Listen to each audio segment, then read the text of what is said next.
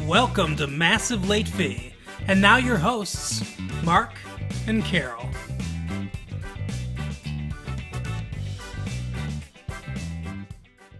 Hey everybody, it's February 26, 1994. Welcome back to Massive Late Fee. My name is Mark. With me as always is my girlfriend Carol. How you doing, Carol? Hey, what's up? We've had a good week here at Massive Late Fee, as always.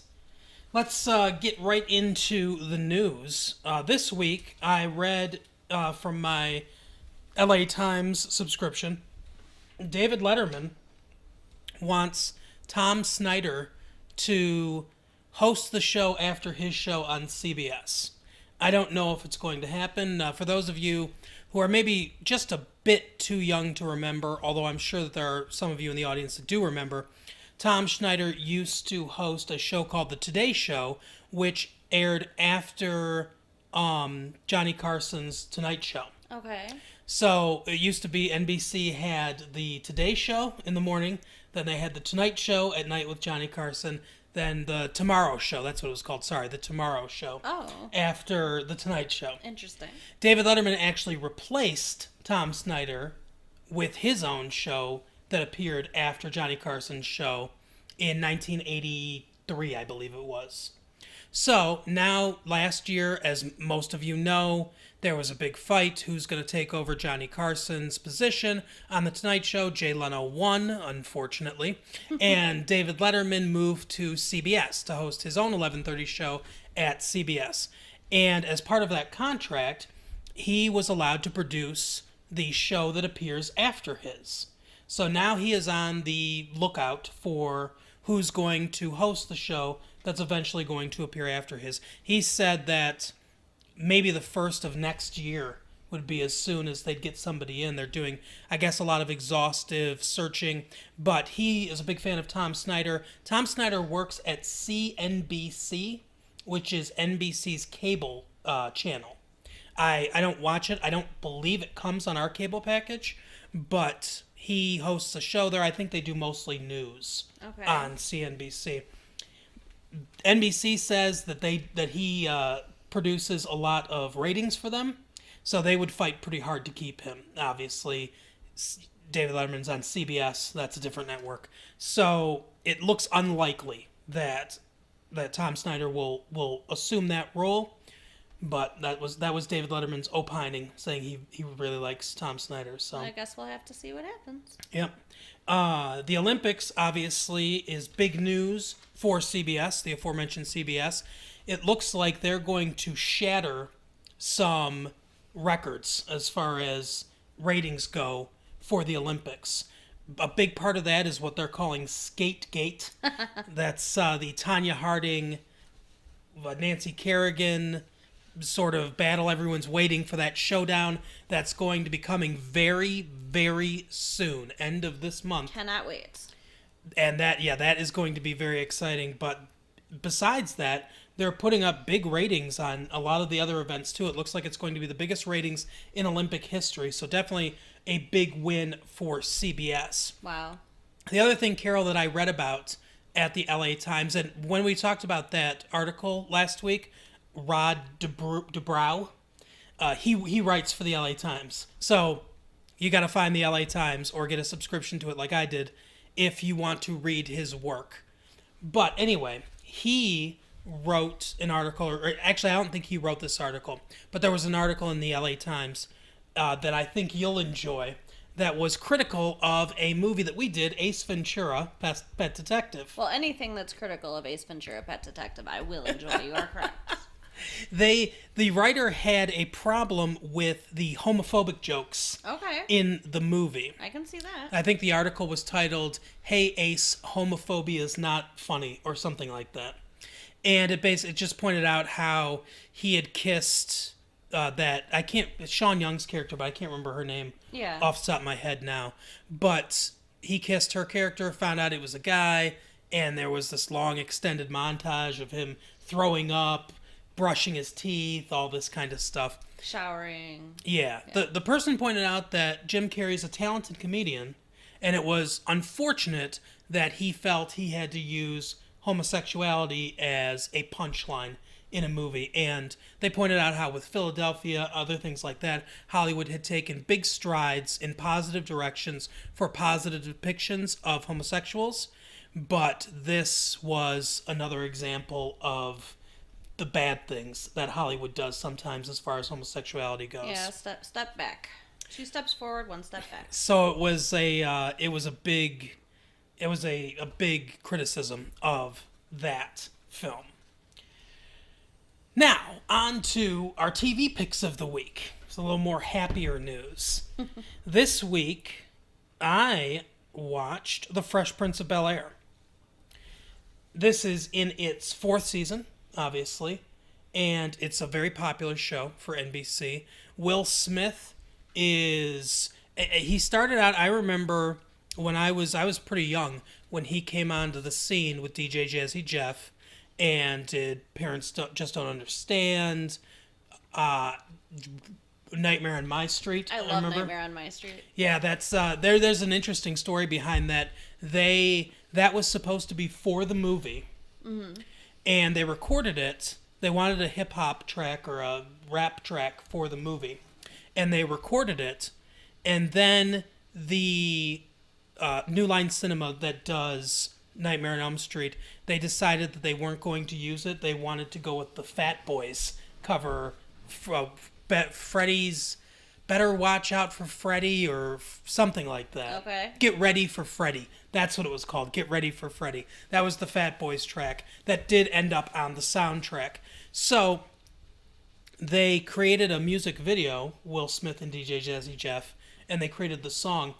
And New Line Cinema said that they can't have this music video because they released the song. They weren't supposed to. I guess they weren't supposed to release the song, but they released their song on their own on their own album.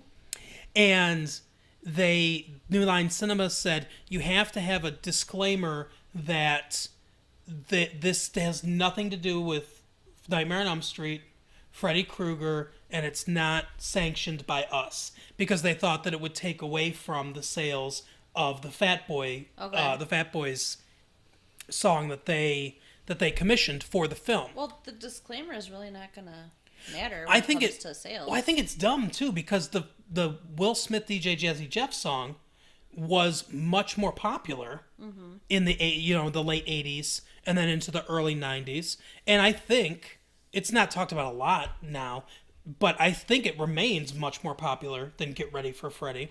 They should have just embraced it. Yeah. They should have just said that fine, associate it with our movie and maybe it will have more people like to see our films. Right. Anyway, so he's very popular, obviously, now.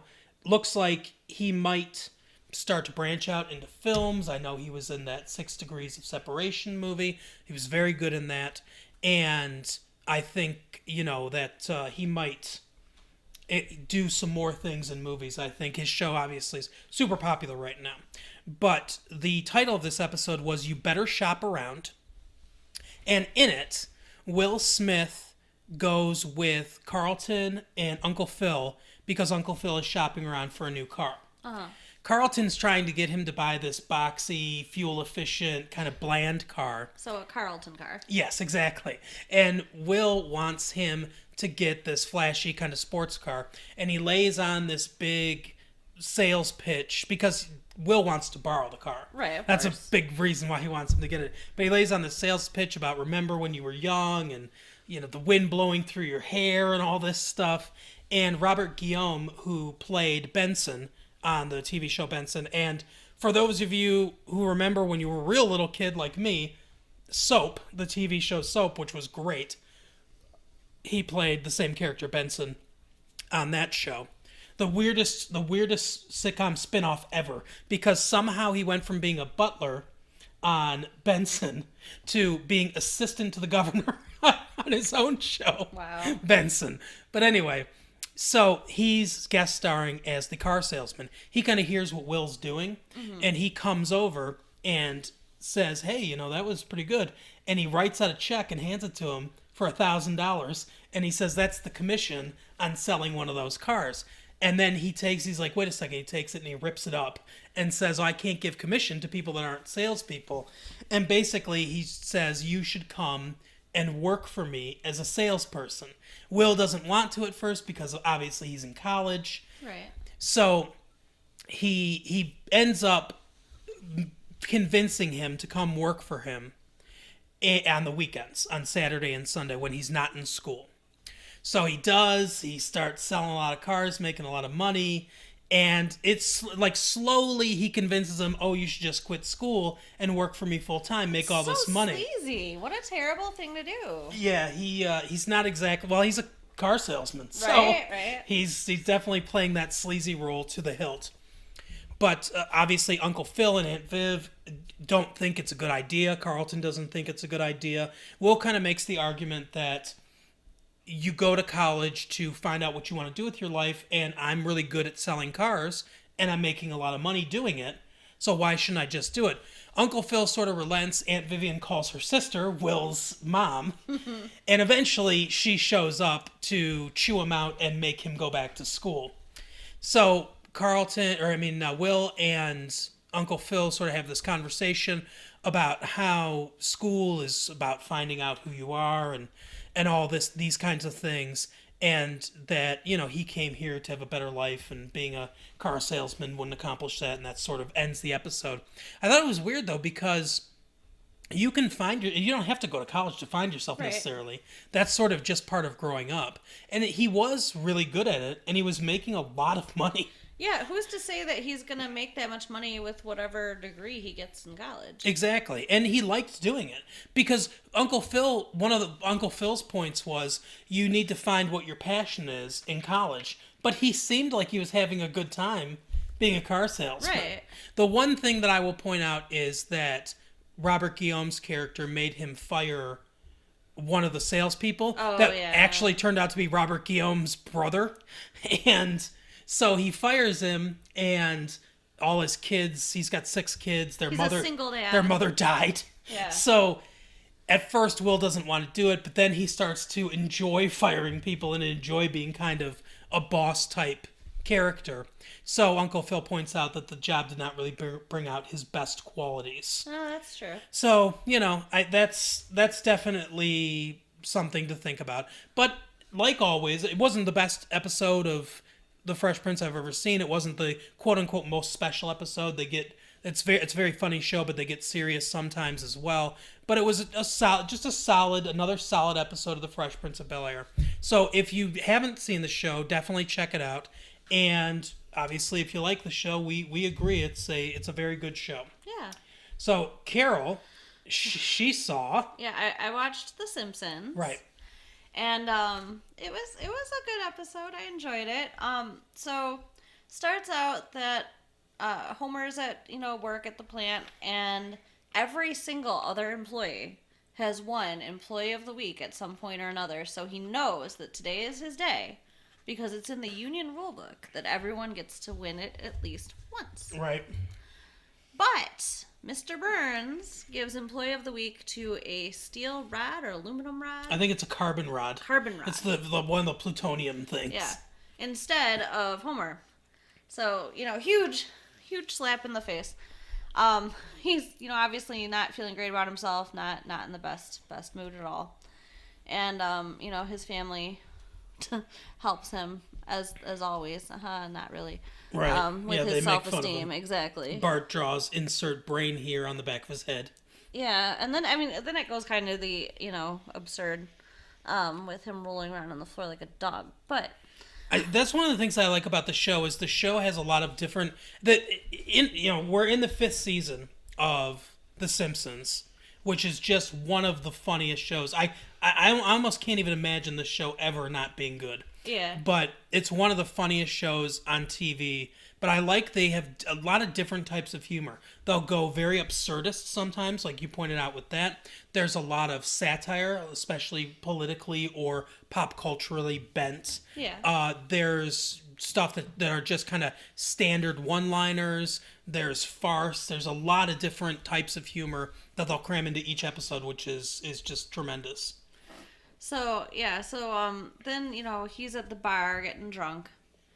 and he gets upset about the space launch that they're talking about on the TV. Yeah, well, first they were watching the space launch on TV, and they turned it off because they didn't want to watch it. Bart and Okay, Homer. yeah, that was it. And we go to NASA where they're upset because their ratings are down. Yeah. So they're not caring about the actual exploration of space. They're concerned that their ratings for watching these launches are down. So he calls because he's mad about them being on the TV and him not wanting to watch and explain. And he's describing himself exactly as to what they're talking about they need to appeal to as being, the blue collar, just working guy. So they decide the next day to come and try to find him because they get the brilliant idea that if they put a civilian that, people can identify with on the space shuttle, that people will want to watch. Right. So when they come, they're asking, for him if he's the one that made the call, and he's saying no. And then Barney says, "Oh, it was me." So they're going to take Barney, and they decide to take both of them because finally Homer realizes what's happening. And, yeah, that he can get some kind of accolades from this. Right. So so they take both of them and they put them in like a competition with each other to see who gets to actually go on the space mission. And the most amazing thing happens. They tell Barney he can't drink for the next 3 weeks. And he just snaps into the best shape ever. And he's all of a sudden, he's smart, he's taller, he's thinner. Right. And he's just, kicking Homer's butt. He's totally going to win. And at the end, they're celebrating with, champagne toast. That then sends Barney over the edge. He runs off and just starts acting like a maniac and goes right back to his old self. Instantly becomes out of shape again. Yeah, it's the most bizarre thing you've ever seen. So Homer gets to go. And the punchline of that is that the scientist says, "I don't understand. It was non-alcoholic champagne." Right. That's all it is said. And then, of course, Homer being the dumb guy that he is, has to mess it up and ends up on the space shuttle. Smuggles potato chips. Yep. And opens the bag so they're weightless and they start flowing everywhere and they're getting into the instruments and, he causes severe damage. And then he's trying to fix it and he bumps into the ant farm. Right. So they've got potato chips and ants floating around. And the ants are getting into the instruments and destroying computer chips and things like that. I mean, it's really, really bad. And then, his solution is to float around in true Homer fashion, just eating potato chips from the air. They call James Taylor. For some reason, James Taylor's at NASA. And he's singing songs to them to calm them down, I guess. But he says, "Oh, when ants got loose on our vineyard or something like that," he says we used vacuum and negative pressure to get rid of them. So NASA basically says, "Okay, so what we're going to do is open the airlock and allow everything to flow out, and, strap ourselves down so we don't get rid of all that stuff, and then close the door." So they do that, and Homer starts flying, right? Grabs the door because he's going to be sucked out into space, ends up bending the door handle while he's doing it. So then they pull him back in, but the door won't close because the handle's broken. So they can't obviously re-enter the Earth's atmosphere with the door open or they'll burn up. So then they use the carbon pipe that they have aboard. Right. It's Homer's idea. Yep. To shut the door and keep it latched. So in the end, that brings it, back full circle. Yep. That stupid carbon pipe ends up saving his ass. Yeah, the astronauts and NASA hail him as a hero. Mm-hmm. But when they come down, they're like, "Oh, it was all Homer's idea and this carbon pipe that saved us." And everyone in the media is like, "Oh, that carbon pipe, let me see that." So they start taking pictures of the pipe, and the pipe is the hero. Yeah, they're doing a parade with the pipe and on the float, and it's funny. It's a very good show. Obviously, Matt Groening, who created the show. Groening? Yeah, I think that's his name. I thought it was Groening. No. I think it's pronounced Groening. Okay. I think. But obviously he's a genius. The show is tremendous. I'm looking forward to, more years of this show. I'm sure Fox will keep it on for, as long as they want to do it next, 5 years, Right. 5 more years, 6 more years, something like that. And you mentioned about the different kinds of humor, and that's true with this show because I hate dumb humor, Yes. and they do have their fair share of it, but they have enough of the rest of it that it's still good. Yeah, like I said, it's a good mix of lots of different types of humor. They go all genres, and sometimes there will be an episode where it's all slapstick or something like that. But most episodes they do a really good mix of different types of things. But our main topic today is Jurassic Park. I know that this is an older film. It came out in the summer of last year. There wasn't anything super good at the theater that we wanted to see. Yeah, it was a bad week. I mean, My Girl 2 was still out. Looks sort of interesting, but I'm not... Carol wasn't super interested in seeing it. I'm not super interested in seeing it. Blank Check is obviously a kiddie movie. Right. And on Deadly Ground, I don't like... I only like certain types of action films. Like for instance, Die Hard is one of my favorites. But there are certain types of action films I like and certain types I don't like. And the Jean-Claude Van Damme and Steven Seagal, those kind of action movies, I'm not a big fan of. And obviously On Deadly Ground is a Steven Seagal film, so we weren't really interested in seeing that. And then, 8 Seconds, of course, he doesn't want me to see because it's Luke Perry and he knows that's the only reason I want to see it. I'm not into rodeo either. I'm not into rodeo either. 8 Seconds is that rodeo movie. Well, I don't want to see it for Luke Perry, So anyway, we decided to go to the Dollar Show, which was still showing Jurassic Park.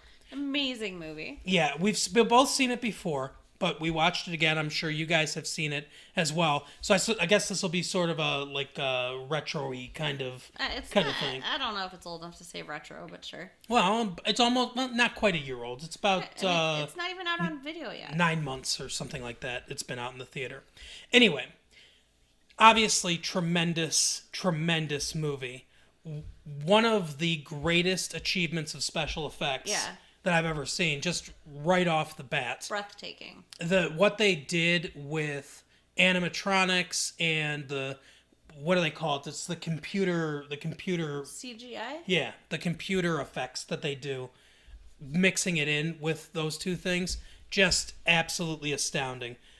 One of the best looking movies I've ever seen. It looks like dinosaurs are real. Yeah, it's for sure. Incredibly believable. It's amazing. But for those of you that don't know the plot, or even those of you that do, I guess we'll go over it real quick. Basically, John Hammond has found a way to clone dinosaurs. He wants to build a dinosaur park called Jurassic Park. And there are concerns from investors as to whether or not this is a safe idea. Smart investors. Right. So they bring in some scientists to determine whether or not it's safe. Alan Grant and Elsie, is that her name? Sadler? I know Sadler's her last name. Yeah. Oh, I don't remember. But those two, it's what's her name? Laura. Ooh, I can't think of her real name either. Well, I don't know the actress's name. I do, but I can't think of her name off the top of my head. Anyway, so they're the paleontologists. They bring them in, and the great Jeff Goldblum plays Malcolm something. I can't think of his last name either. Yeah. We just saw this. It's because they called each other doctor the whole movie and everybody just called him Malcolm. Yeah, Even that's though I true. think he was also a doctor. Yeah, he's a mathematician. Anyway, so they bring him in and they do the tour. There's a lot of humor in the film, especially from Malcolm, Jeff Goldblum's character. My favorite line is when he looks at the video camera when they're on the tour and he kind of taps the glass and he says, will there, you know how he talks. Oh, yeah. Will there be any dinosaurs on this dinosaur tour? Yeah. It's the best. But, so the dinosaurs get out, obviously. Tyrannosaurus Rex gets out. That's the big villain for most of the movie. Yeah. Till the end of the movie when it's the raptors. And so, obviously, all hell breaks loose. They get separated. Everything goes awry, and what's his name, Newman from Wayne Knight, Newman from Seinfeld, causes most of the problems because he's trying to steal the DNA samples for a rival company, InGen, I think it's called, to sell. to sell them. Yeah, that's another very funny line when he's meeting that guy clandestinely, Yeah. and he says, "Don't say my name," and he goes, "Dodson, Dodson, Dodson, we got Dodson here." And he looks, see, no one cares. Right. But yeah, so that is a very funny part as well. Like I said, everything, all hell breaks loose, and eventually they save each other. They get off. They get on the helicopter and they get off the island. Well, the true hero of the movie is the Tyrannosaurus Rex, because the Tyrannosaurus Rex is the one that really saves them from the raptors. Yeah, at the end when it eats the raptor. Yeah.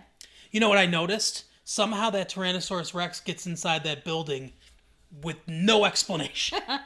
There's no door in that building that is big enough for the Tyrannosaurus Rex to get in there, and there's no gaping Tyrannosaurus Rex hole where it for some reason ran through a wall to get in there. It just was on the outside, and then suddenly it's in this enclosed space, and there's it's a gorgeous shot too of the banner as it falls to Jurassic Park over the dinosaur and everything as they're leaving. And I'm sure that's why it was in there for that shot. Yeah. But I didn't notice it the first time I saw it. I only noticed, and I went to see it in the theater probably 3 or 4 times when it was new. Yeah. And then we watched it again. It wasn't until this most recent viewing when I was sort of thinking more as a critic to talk to you guys about it on the show. That it came to my attention. So Spielberg's one of those directors that knows knows how to fool an audience, basically. He knows when he can do something and when he can't do something. When something will be jarring and people will notice, and when he can kind of skirt the rules like that, putting a dinosaur in a building when it couldn't have been in the building, and no one will notice it. Yeah. But Spielberg did a tremendous job with this film. It's incredibly well directed. There's one scene in particular that really catches my attention. When they very first see the dinosaurs, the music kind of swells. We get a close-up shot. The camera pans in to convey the emotion of the realism. Yeah. Or the realization, I mean, of Dr. Grant as it's panning into his face. And there's a bit of a stretch, too, as it does that. And then we go to a wide shot of the dinosaur, a closer, medium shot of the dinosaurs, where we see all the dinosaurs, the brontosaurus and everything kind of roaming free. Then we go to a wider shot where we can see the people to give scale, basically the scale of the person to dinosaur. And then we go back to a close-up of the different characters to see their reactions, and then they cut into the institute where John Hammond is the great Richard Attenborough is explaining to them what's all going on, how they did it and everything. But those kind of things, those kind of touches, attention to details, ways to evoke emotion with the camera work is something that Spielberg's obviously known for, and it's just absolutely brilliant. Yeah, I mean, the movie is just, it's an experience. It's a gift. I love this movie.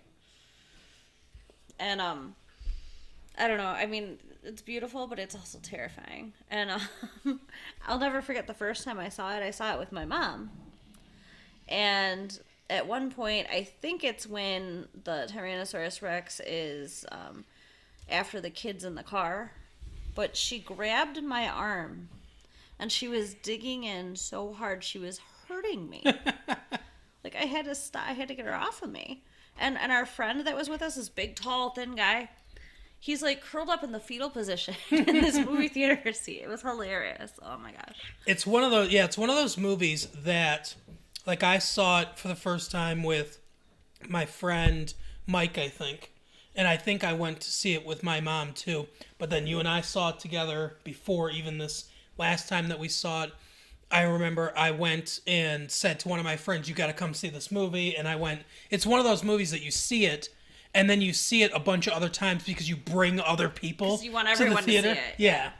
So yeah, it's definitely one of those that kind of. I mean, it's the epitome of a summer blockbuster, where that's the kind of excitement and emotion that you're supposed to get from these movies. It was far and away, I think.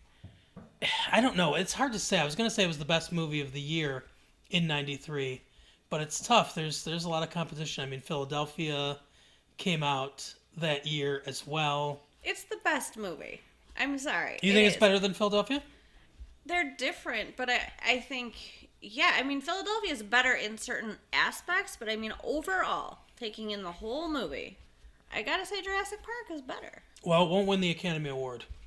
What? I don't think it's going to win the Academy Award for Best Picture because Why? because the Academy doesn't really honor those kind of movies. They don't honor summer blockbuster. I mean, they love Spielberg, obviously, which they should, but they don't really honor those kind of films. I don't think it'll win technical awards. It'll win the special effects awards and whatever those kind of awards. Probably editing and stuff too, but I don't think it will win Best Picture because those kind of movies just don't. But that's an interesting debate because they are different films. Like, let's take Philadelphia, because that's the one that comes to my mind. I guess that's probably going to be my pick for Best Picture in about a month when the Academy Awards, air. Okay. But because that's the first one that comes to my mind. I mean, that's not my official prediction, everybody. We'll give you those predictions in March when the Academy Awards happen.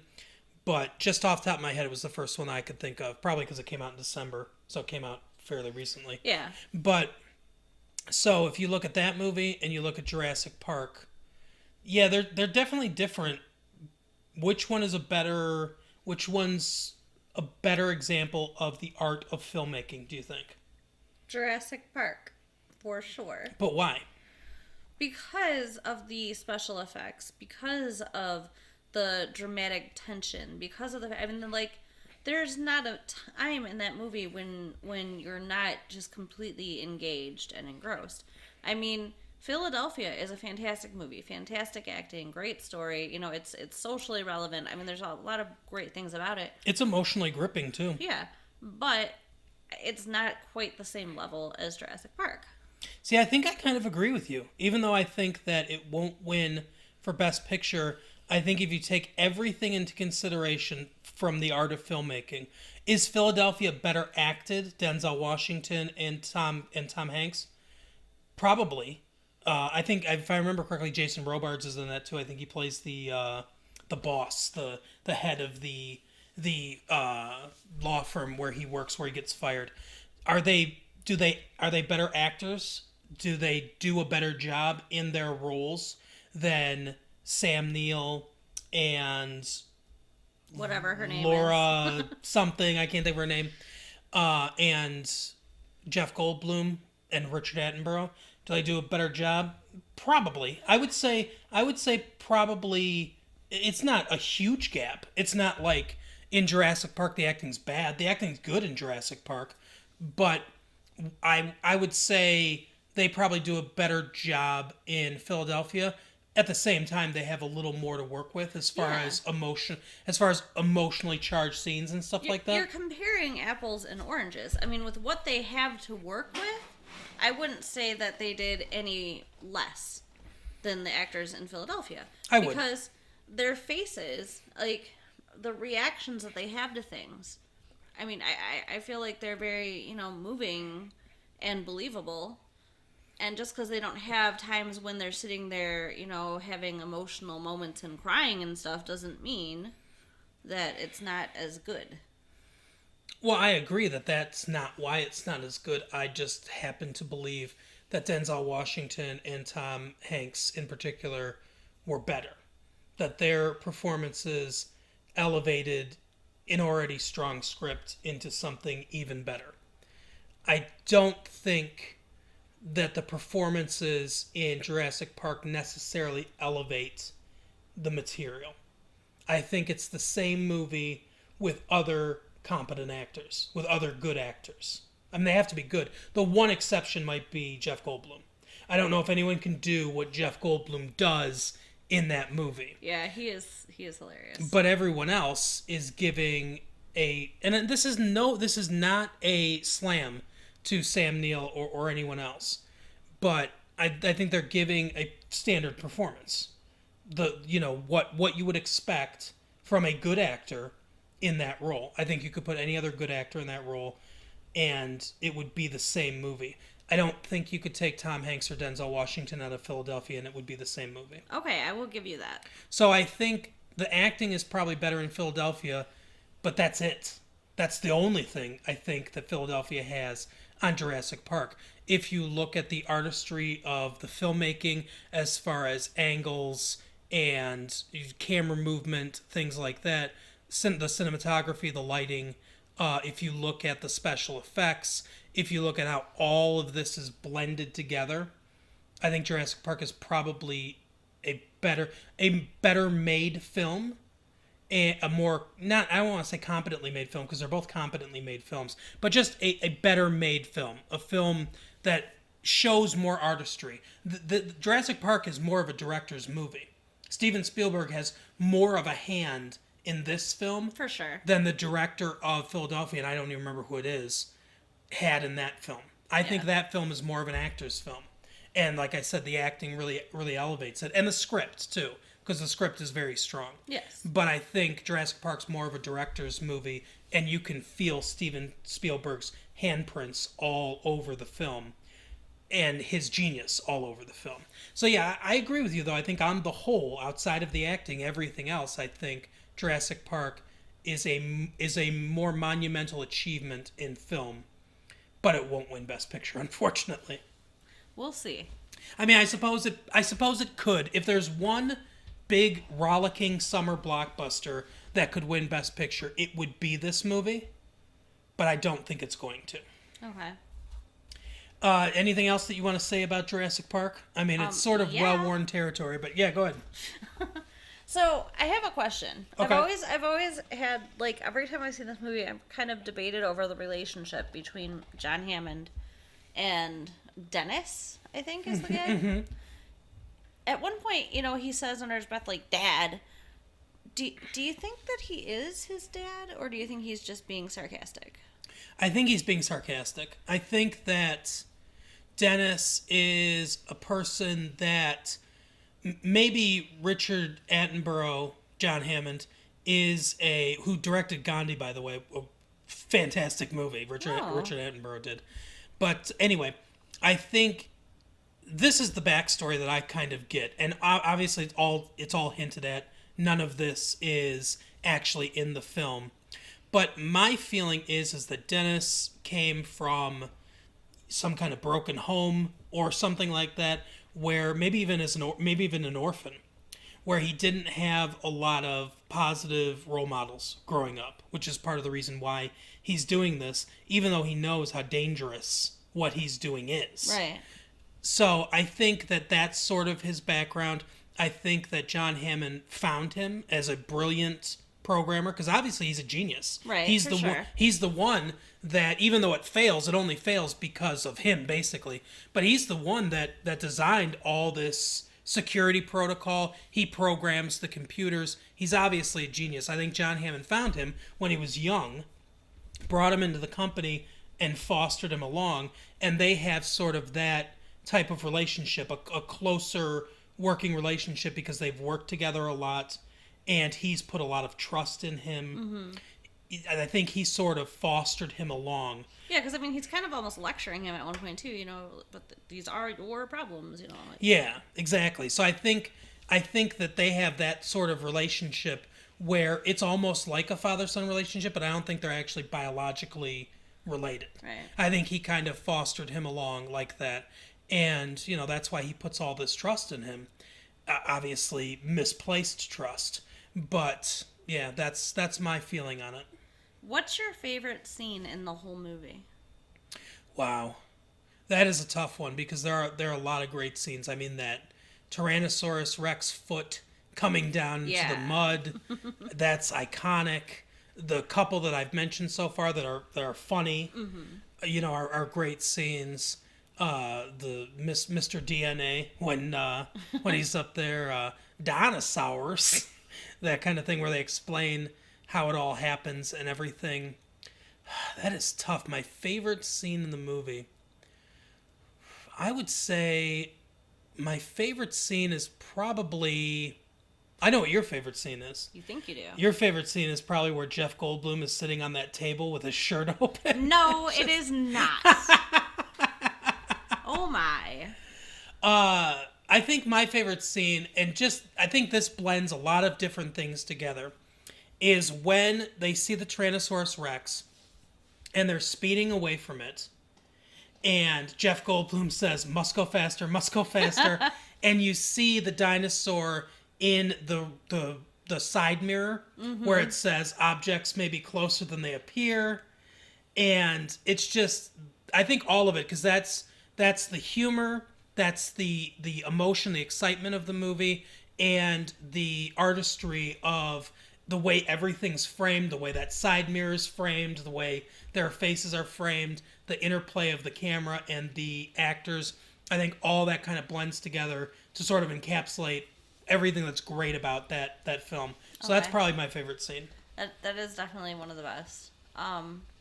For me, and I don't think anybody else probably thinks this is, but it's the scene where, you know, they're turning the power back on Okay. and they're climbing down that electric fence. And there's just so much, like, tension building, and they're trying to get Timmy to let go, and then he gets blown the frick off. Yeah. Yeah, I thought about that scene. That scene crossed my mind, actually, when I was thinking about my favorite scenes.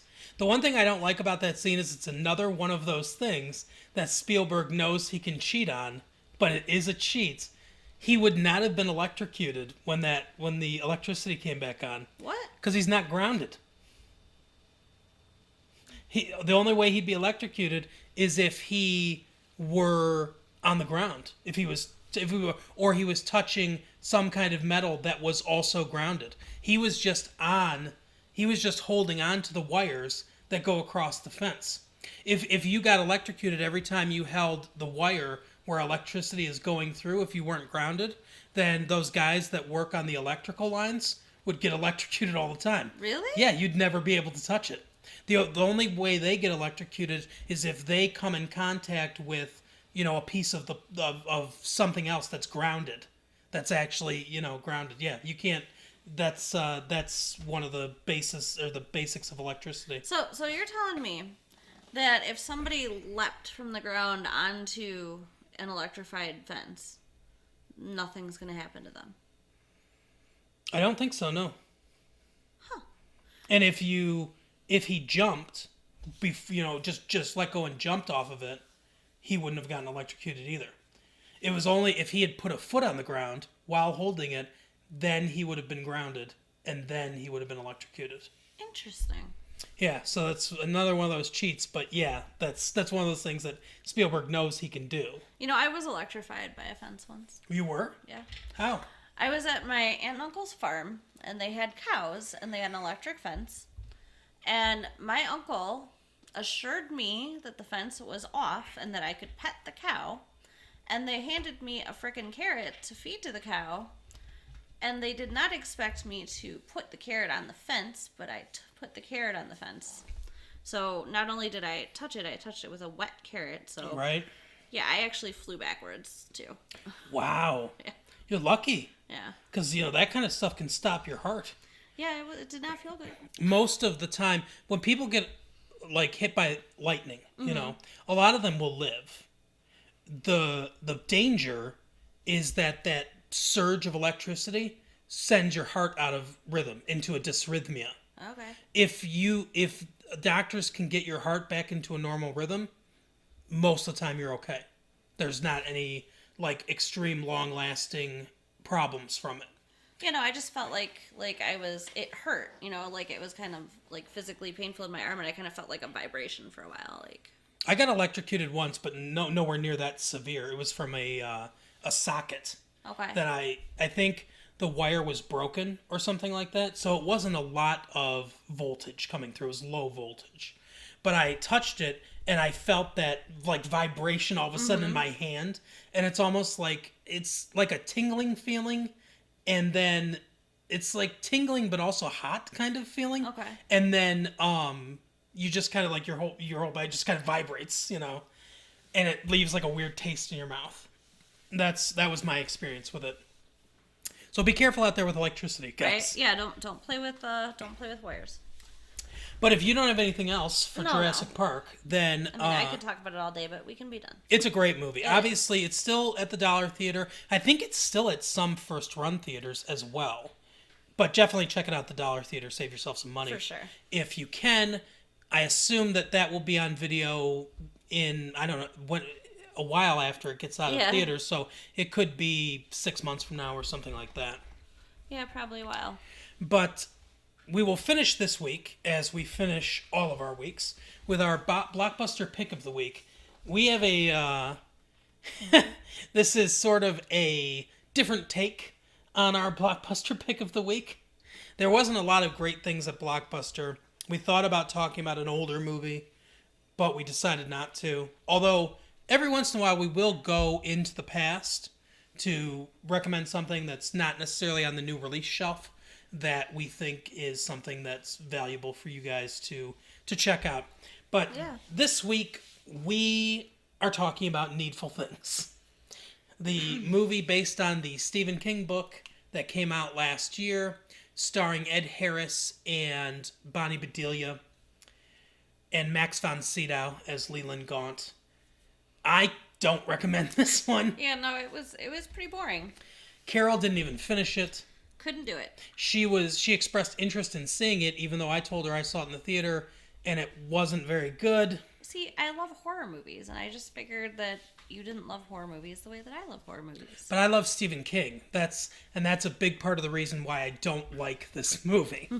This movie does a lot of things wrong from the book. The book's one of those things where the basic plot of this movie and the book is that a new person moves into Castle Rock, a town that Stephen King has used a lot famously in his books, and he opens up a shop called Needful Things that has something for everybody. It's something that you really want. It's like the thing you want most in the world.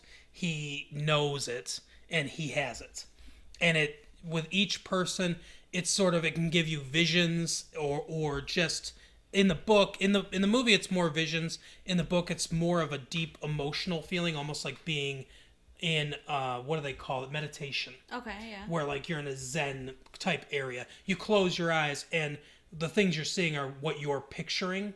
It's your imagination. In the book, you're creating the scenario. It's not doing it, but it's giving you this deep emotional feeling and connection. Right. Almost like an addiction to these things. The price is, there's a price in money, and then there's the price in a favor. I don't think he ever actually says the word favor in the movie. In the book, it's always a favor. Do me a favor, and it's usually some weird prank. And in the book, it's this small town where everyone has grudges against other people for various reasons. And Stephen King, like he usually does, takes a long time setting up all the different people, all the different characters, and their relations to each other, why they don't like each other, the different feuds and everything like that. And then Leland Gaunt goes to the work of basically destroying everybody, or turning everyone against each other by, I'll give you an example, Brian Rusk, the first person that actually goes to his thing, he has him throw mud at Wilma Jerzak's sheets. And Wilma Jerzak and Nettie Cobb don't like each other because of Nettie's dog barks and they're neighbors. So Wilma Jerzak thinks that Nettie Cobb does it, so she retaliates against her, and he does that with everybody in town, basically. To where it comes to a head and everyone's fighting each other. It's like a big Civil War brawl, brother against brother, fight in the streets. Okay. And the only person who's immune from it is Sheriff Pangborn, because Sheriff Pangborn didn't want anything from the shop. And in the book, it's heavily implied that, because the book before this was The Dark Half about Thad Beaumont and his alter ego George Stark, who somehow came to life and everything like that. It's another supernatural book. But it's heavily implied that Sheriff Pangborn's experience with that sort of makes him immune to what's going on, this dark influence. Plus, he's not really feuding with anyone. So he's sort of removed, and he's an outsider to the town anyway. He didn't grow up in Castle Rock, so he's also sort of removed in that way as well. Anyway, so he's the only one he's basically the hero of the book and the movie. And he's the only one that can stop Leland Gaunt. So that's sort of how the book goes. It's almost impossible to film, to be honest with you, because of the size of the book, for one. It would have to be multi-parts. And just, there are things that are very interesting to read that aren't very visual. Right. That wouldn't be interesting as a movie. And a lot of this, the relationships between the different people, are interesting to read with their inner monologues, the way they interact, and everything like that. But it wouldn't be super interesting to see on film. So I will give the filmmakers a bit of a pass in the fact that this is a hard book to make into a film. But they didn't do a good job. But my question is, then why do it in the first place? Why does everybody need to take a book that's good and make it into a freaking movie? Because they don't have any ideas. So that's why. And with Stephen King, you can put Stephen King's name on something and expect to make X amount of dollars on it. Right. And I think that's part of the reason, too. I know Stephen King gets upset with because a lot of his books that are made into movies are not very good.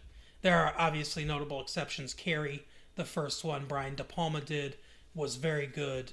The Shining, Stephen King hates. Shining is amazing. Stephen King hates The Shining.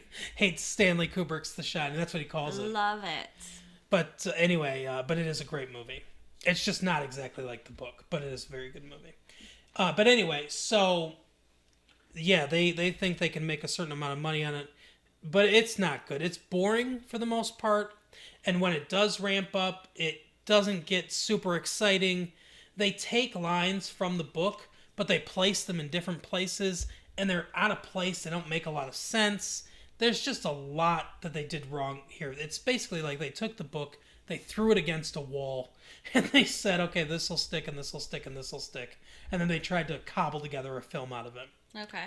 Max von Sydow's good. Max von Sydow's always good. Obviously, a lot of people will remember him from The Exorcist. Ed Harris is good. Ed Harris is a solid actor. And Bonnie Bedelia is passable in her role as Polly. Everyone else is just sort of doing a bad Maine accent. But, it's not a good film. So this is not one we recommend. This is one we recommend you stay away from. Yeah, don't waste your time on this one. So yeah, I think videos go for about $3.50 now to rent. So do not spend your $3.50 on this. Find something else. Maybe get The Exorcist. There you go. Max von Sydow's good. If you're looking for a spooky movie, Max von Sydow's great in that film. And that is a classic, obviously. Rosemary's Baby's another one. The Shining. Yeah, get The Shining, another Stephen King one. Even Carrie, Sissy Spacek. A young John Travolta is in that film. It's that one's a solid one. So there are other ways that you can go, but don't rent Needful Things. It's just a waste of time. Well, that is our show for this week, February 26th, 1994. Thank you for listening. As always, if you want to contribute $1, help keep the show going, that goes into Carol's locker. If you have any questions or suggestions for our show, you can put that in my locker.